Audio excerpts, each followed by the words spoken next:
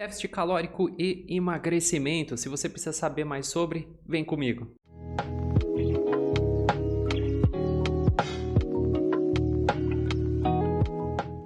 Opa, Lucas Rodrigues Nutri aqui. A gente vai falar hoje a respeito desse tema que é importantíssimo para quem quer emagrecer. Afinal de contas, se não tem déficit calórico, não tem emagrecimento. Então, já se inscreve aí no canal se você já não fez isso. Ativa o sininho, comenta aqui embaixo qual a sua opinião sobre o déficit calórico, se você tem dúvidas ou até mesmo me dê uma ideia de um próximo vídeo. Vai ser bem legal considerar isso. Ah, não se esquece de curtir também. Se você fizer tudo isso, o YouTube vai entender que esse vídeo é legal e vai recomendar para o máximo de pessoas e assim você vai deixar o Nutri bem contente. Vamos lá. Antes da gente ir para o conteúdo direto, você precisa entender algumas coisas básicas, mas importantíssimas para a gente começar essa conversa. Vamos lá. Caloria nada mais é do que uma forma do nosso corpo obter energia. Todo ser, seja vivo ou não, ele depende de energia para funcionar, para se mover, enfim, para fazer todas as suas atividades. Nós não somos diferentes, só que o nosso combustível vem do alimento. Da mesma forma que você carrega o seu celular na tomada, coloca a sua televisão na tomada, coloca combustível no seu carro, a gente tira o nosso combustível do alimento. E a gente também consegue quantificar o quanto você gasta por dia. É aí que vem a matemática confusa para muita gente do déficit calórico. A gente compreende isso de acordo com quanto você se movimenta, ou seja, treinamento, seu trabalho, qual a sua altura, peso, uma série de coisas são levadas em consideração. A partir desse momento, a gente determina quanto você gasta de calorias por dia e depois a gente entende quanto que é um déficit calórico. Diferente desses outros exemplos, como celulares, carros e televisões, a gente não pode ficar sem energia. Isso é inviável. Se terminar a bateria do seu celular, você vai lá, corre, coloca ele na tomada e ele volta a funcionar. Não tem problema nenhum. Claro que vai atrapalhar aqui a sua visualização do vídeo, mas isso são detalhes. Nós, seres vivos, não podemos ficar sem bateria. Depois a gente vai lá, volta, coloca essa bateria, ou seja, essa caloria, e o corpo volta a funcionar. As nossas funções vitais dependem disso. Coração bater, cérebro funcionar, enfim, sem combustível, sem vida no nosso caso. E aí que é a maior diferença entre todos esses exemplos. A partir do momento que falta bateria, falta combustível, falta caloria para a gente tem que obter isso de algum lugar, porque não é opcional, é necessário para a nossa sobrevivência. Diferente desses periféricos, do carro, todos esses exemplos, nós precisamos tirar isso de algum lugar que não seja do alimento, afinal de contas, em teoria está faltando. E aí que entra o déficit calórico. Quando falta caloria para o seu organismo, ele acaba consumindo aquilo que ele tem de recurso guardado. Ou seja, você vai comer menos calorias do que você gasta. Ou seja, também autoexplicativo déficit calórico. Você vai ficar com deficiência calórica. E a nossa intenção no emagrecimento, na perda de gordura, é gerar esse déficit calórico de maneira correta para a gente tirar dos locais onde nós queremos acessar. Não é muito vantajoso, por exemplo, a gente ir lá no músculo e roubar a estrutura dele para suprir essa falta de alimento. Então, nós precisamos tirar isso da gordura. Aí sim que vem um processo bem interessante. Só que para isso a gente precisa entender esses números, como funcionam e assim por diante. O déficit calórico, então, a gente precisa definir primeiro quanto seu corpo gasta por dia. A gente tem um monte de termos, um monte de condições, por exemplo, taxa metabólica basal, gasto energético total, enfim. Se você nunca ouviu esses termos também, fique em paz. Deixa essa responsabilidade comigo, eu que sou obrigado a saber disso, tá? Mas, para simplificar bastante para você, como essas contas são feitas na prática? A gente define quanto que é o gasto ou a taxa metabólica basal de uma pessoa. O basal nada mais é do que a quantidade que ela necessita para se manter. Então não estamos falando de treinamento, trabalho, nada de atividade ou movimentação física. É só para o corpo dela funcionar. E isso a gente vai aumentando esse número de acordo com o que ela faz. Pensa assim, uma pessoa com 1,70 m, que pesa 75 quilos, trabalha num escritório, ela vai ter uma taxa metabólica. Uma pessoa que trabalha num serviço de construção civil ou até mesmo um operador de máquinas, que tem a mesma altura e peso, vai ter uma taxa metabólica semelhante. Porém, o gasto de caloria total do dia não vai ser o mesmo. Aquela pessoa que tem um trabalho braçal vai ter um gasto muito maior que aquela que tem um trabalho intelectual. Então a gente tem que definir sim as bases e depois a gente tem que ir adicionando isso para saber quanto a gente deve fazer de déficit. Uma coisa muito importante do déficit também é que assim, quanto mais você gasta, mais você come. Então, é um erro muito comum as pessoas pensarem que quanto menos alimento, melhor. Ah, então eu vou comer light, eu vou tomar uma sopa no jantar, vou trocar uma refeição por shake, enfim. Os exemplos aqui são quilométricos. Porém, se você dá um déficit muito acentuado, o seu corpo entende que ele tem um risco associado a esse processo. Pensa bem, ele já não se sente confortável com esse local que você colocou ele, e você ainda deixa isso numa ponta extremamente intensa, o desconforto vai ser maior, o desajuste também. Então, vamos começar a dar números, vamos começar a dar exemplos práticos que você vai entender melhor. Para começo de conversa, vamos para números. A gente tem umas contas bem técnicas, bem avançadas para saber esse número exato. No consultório eu utilizo elas, é lógico. Para uma pessoa que eu tenho a proximidade, que eu compreendo a rotina dela, eu faço todos esses cálculos, aí depois eu faço o cardápio em cima disso. Mas tem muitas calculadoras de taxa metabólica basal, essas coisas todas, aplicativos também na internet que você encontra. Mas só para você ter uma ideia mínima, para você não sair daqui com uma interrogação muito grande, eu vou te falar uma coisa que se chama regra de bolso. Então não é das mais precisas, você não tem que levar esse número a ferro e fogo, mas só para você ter as primeiras noções aí de quanto seria um déficit calórico ou quanto seria o seu gasto no dia. Você pega o seu peso e multiplica por 20. Então vamos usar aí um número redondo, é claro, nutricionista não é bom de conta, e a gente vai colocar 80 quilos. Vamos pegar essa pessoa de 80 quilos vezes 20, vai dar 1.600. Então, o déficit calórico adequado para essa pessoa, pelo menos em teoria, pelo menos de forma aproximada, seria que ela comesse 1.600 calorias. Então, se ela comer 1.600, quer dizer que ela está em déficit calórico. Se ela fizer essa conta por 25, ela vai saber, então, se for você no caso, que você gasta aquela quantidade calórica no dia. Se você fizer vezes 30, ou seja, sua taxa metabólica, o seu gasto, 25 parou aqui, e você fizer vezes 30, você vai consumir um cardápio para ganho de peso, que é o que eu faço para hipertrofia muscular. Mas vamos com calma aí, tá? Então nós temos já um número de base. Se nós temos esse número de 1.600, já dá para você começar a entender pelo menos aí os primeiros pontos de qual que é um déficit legal. Só que aí que entra um porém, que é o que eu comentei agora há pouco. As pessoas imaginam que quanto menos elas comerem, melhor. Só que o corpo não é um celular, não é uma televisão, não é um carro que pode parar, faltou combustível, tranquilo, ele espera o combustível chegar e volta à vida. Isso é inviável. Então, vamos supor que esse déficit calórico seja 1.600. Então, se a pessoa gasta, por exemplo, 2.000 e pouco e assim por diante. E aí ela já está comendo um número negativo para essa conta, ou seja, ela está em déficit calórico. Ela vai lá e fala, quer saber? Se eu já vou perder peso com 1.600, eu vou comer 1.000. Assim, vai faltar ainda mais caloria, eu vou queimar muito mais gordura, vou perder muito mais peso, enfim.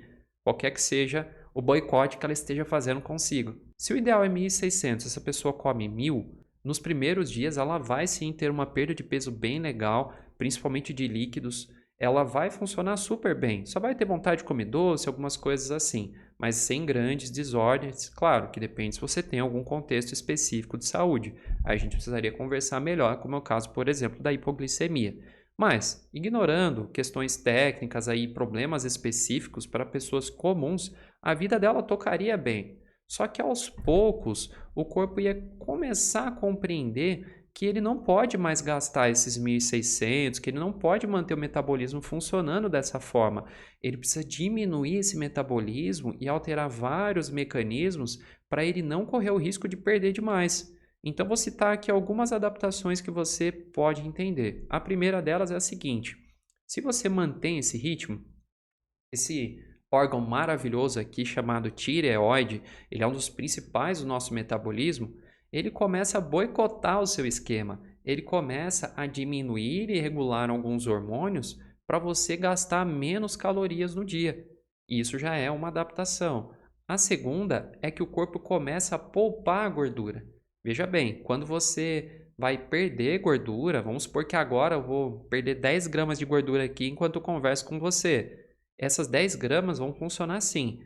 O meu corpo vai entender que é hora de queimar a gordura, que é um cenário favorável a essa perda, e vai liberar alguns hormônios, algumas substâncias.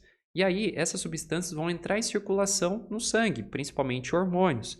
Esse hormônio ele vai se conectar numa vaga reservada para ele. É um local próprio onde ele vai agir.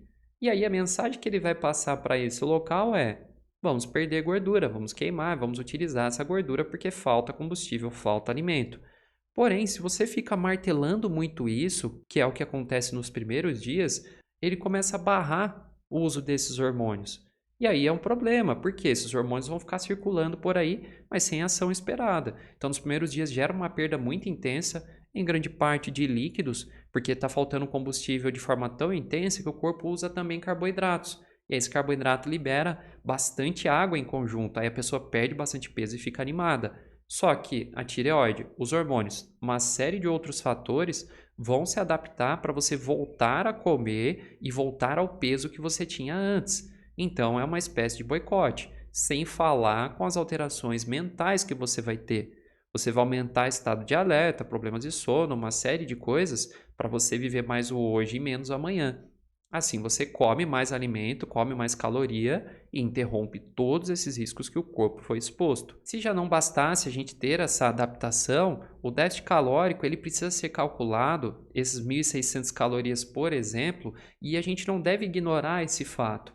Só que uma coisa também muito importante que a gente tem que ter em mente é que nem tudo é feito pela matemática.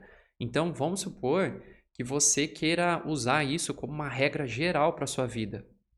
Você vai lá, pega, não, vou trocar então meu arroz e feijão, vou comer lá um pão francês, você faz as contas, vou colocar lá qualquer que seja, uma manteiga e vou tomar um café com açúcar no almoço. Você pode até ficar com as mesmas calorias numa refeição completa e muito boa, como uma colher de arroz integral com vegetais e um patinho moído, por exemplo, a caloria pode ficar igual, afinal de contas, combustível é combustível, mas o resultado não será o mesmo. Então você não pode levar em consideração apenas essa matemática, você tem que se preocupar com as outras variáveis. Se você pegar 2 fatias de pão, uma integral, e uma fatia de pão comum, farinha branca, as calorias são quase as mesmas, mas não quer dizer que o resultado vai ser o mesmo, que a resposta do corpo vai ser a mesma. Tem muita comparação também, por exemplo, de pasta de amendoim versus doce de leite. Se você for avaliar nesse sentido, você vai comer só o que é menos calórico ou você vai ficar trocando por refeições que são completas e você não vai ter bons resultados. Porque, entre aspas, você está atingindo essa demanda que você deveria de combustível, mas você não oferece a nutrição necessária, todos os nutrientes, você desfavorece e não vai ter o resultado esperado. Então, a gente tem que pensar que você tem que dividir corretamente esse déficit calórico. 1.600 calorias não é você ir uma vez num lanche que começa com M, que você sabe qual que é, e comer lá 1.600 calorias e passar fome no resto do dia. Você tem que distribuir isso entre refeições ao longo do dia, pelo menos 4 delas, e tem que ter todas com alimentos fantásticos. Eu dei um exemplo de arroz integral, vegetais e um patinho. Seria um bom exemplo de refeição dentro do déficit calórico. Você entende que não é só uma questão também de calorias, aqui a gente já derruba uma série de mitos e lendas. Light, como eu falei, trocar um jantar pela sopa, enfim. Por quê? Tem dias que a gente vai dar um déficit calórico muito intenso para essa pessoa que foi só tomando chá, uma série de coisas, e tem dias que o corpo dela e a mente vão sabotar, ela vai sacrificar o déficit calórico. Então, vai faltar nutriente, vai faltar consistência nessa rotina aí. Então, vá com calma nesses cálculos. Outro fator importante é que o déficit calórico ele não funciona em 24 horas apenas. Então, vamos supor que você fez hoje uma refeição bem legal, passou o dia todo certinho ali e você entrou em déficit calórico da forma adequada, que nesse exemplo que nós estamos usando aqui são 1.600 calorias. Porém, você amanhã chuta o balde e come 3.500 calorias. Você vai sim anular o seu déficit calórico. Não devemos pensar que ele vai ser jogado fora e que o peso na balança que você viu é de fato 100% confiável. Perda de gordura, emagrecimento e perda na balança são conversas totalmente diferentes. Então você não deve chegar no final de um dia de déficit calórico pesar, aí no final do outro que chutou o balde já pesar, ah não, já era, deu... Não, esse peso ele é ilusório, porque você entrou em déficit calórico, eliminou líquidos e eliminou carboidratos também, e aí você repõe eles na hora que você chuta o balde. Então você tem que tomar cuidado também nessa falsa sensação de regresso que a balança pode oferecer. A gente vê comparações como quantas horas de esteira você precisa fazer para queimar um lanche, assim por diante. Nós não mudamos tanto o nosso metabolismo de acordo com o treino. Não vou falar para você que não faz diferença, que faz. Porém, a maior parte do gasto é do nosso metabolismo próprio e não do que a gente faz como estilo de vida. É claro que se a gente for avaliar condições extremas, como eu falei, de um trabalhador na construção civil, essa regra se perde. Na verdade, nem é uma regra. Mas, se essa pessoa gasta 2.000 calorias, nós temos aí algo em torno de 1.500 calorias e o restante é para atividade física, ou seja, a grande maioria é do metabolismo. Então, a gente tem que compreender que também morrer lá na esteira, tudo não é a resposta, não vai resolver aí todos os problemas do déficit calórico. E esse déficit ele não é calculado por quanto você gasta. Vamos supor que você utiliza um relógio para medir as calorias do seu treinamento. Aí você vai lá, gasta 600 calorias. Não é essa caloria que você usa na conta. Essa calorias é somada à sua quantidade de metabolismo. Então, vamos supor que ela gasta 1.500, é isso. E gastou 600 no treinamento, ela gastou 2.100 como base. É claro que nós não vivemos, não teleportamos para a academia e depois voltamos para casa. A gente se movimenta, a gente faz atividades no dia a dia. Então, esse número vai subindo quanto mais fisicamente ativo você é. Só que um detalhe importante também é que não adianta fazer um déficit calórico num dia, numa semana e boicotar no outro, mas também não só no sentido comportamental, mas do organismo. Eu pego muito no pé da turma que fala, vou fazer uma caminhada, não que seja ruim, não que seja prejudicial, não que vai ser ruim para a saúde de forma alguma, mas é pouco. Então, o cenário perfeito é a junção do exercício de força como a musculação e de um cardiovascular como uma corrida. Quando a gente junta os dois, a gente adapta o corpo para receber esse déficit calórico da forma correta. Porque se a gente só focar em emagrecimento, por exemplo, um déficit calórico no sedentarismo, essa pessoa vai perder peso, vai, mas a musculatura vai embora junto. É claro que depende de diversos fatores, tem N variáveis, mas de uma forma geral não é um bom processo, porque o corpo dela vai se adaptando cada vez a gastar menos, enfim, tem uma série de problemas que nós podemos encontrar nesse sentido. A minha intenção aqui foi então dar uma geral do déficit calórico. Eu espero que você tenha compreendido principalmente os detalhes importantes, que a vida não gira em torno da matemática, e saiba que se você sair uma vez na semana desse cardápio, desse déficit, você vai quebrar? Vai. Vai ganhar peso na balança? Vai. Mas não vai ser o suficiente para anular tudo aquilo que você fez ao longo da semana. Pense que o que anula de verdade o déficit calórico é o pinga-pinga, é a goteira, é uma balinha aqui, um bombom ali, um refrizinho aqui. Isso, no fim das contas, não é perceptível para nós, mas é o verdadeiro vilão. Então, planeje a sua semana, faça uma refeição livre, enfim, se adapta aí da melhor forma possível, sem sacrificar tanto seu déficit calórico, mas também seu estilo de vida. Afinal de contas, não adianta a gente viver em torno de déficit calórico e desapegar todo o restante. O ser humano não é tão simples assim. Mas, se você entendeu o recado, curta. Se você não se inscreveu ainda, se inscreva aqui no canal. Como eu falei, comente a sua dúvida ou então me dê uma ideia para uma próxima postagem, uma próxima gravação que eu vou ler e vou curtir todos os comentários aqui. Gostaria de dar um recadinho rápido para você. Por uma série de fatores, quem já estava inscrito aqui no canal viu que eu parei um bom tempo aí de gravações, mas foi pela rotina mesmo. Estudo educação física além da nutrição, então a carga de trabalho aqui é extremamente acentuada. Afinal de contas, também tenho outras redes sociais. Enfim, espero que você me perdoe aí por essa onda sem vídeos. Mas pretendo voltar aos poucos, mas estou aqui. O primeiro passo foi dado. Então agradeço demais para você. A gente se vê no próximo vídeo. Falou!